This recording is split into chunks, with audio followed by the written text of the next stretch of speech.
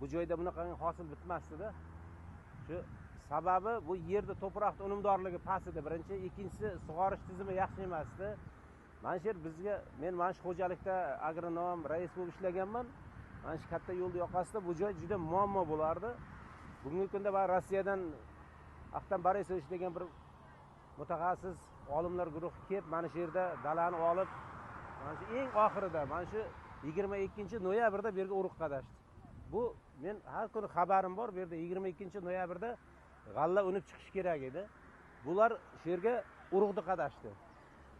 Men qanday g'alla bo'lar ekan deb o'zim ikkilanib qoldim.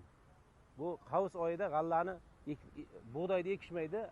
Aksariyat dehqonlar bu yerga arpa ekish mumkin u oyda. Lekin bu kishilar o'sha bug'doyni ekishdi. 30 ga yaqin navni Ziyod ragam navni ekishdi. Turli xil navlarni, Rossiya navlarini, hatto O'zbekiston navlarini ekishib, mana shu yerda bizda hali bo'ldiki, bu qanday bo'lar ekan? Bu joy doim muammo bo'lgan xo'jalikka, tumanga, mana shu joy.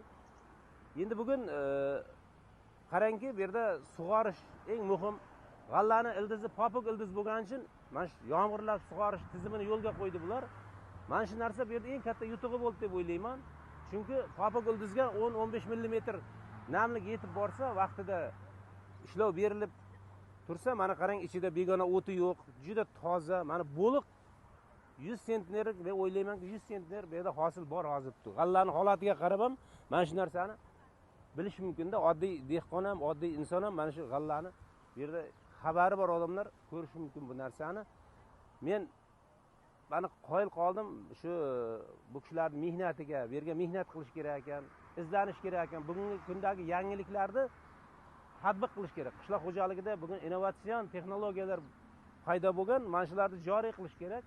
Mana shuni biz hayotiy misolda mana shu yerda ko'rib turibmiz, mana shu dalada.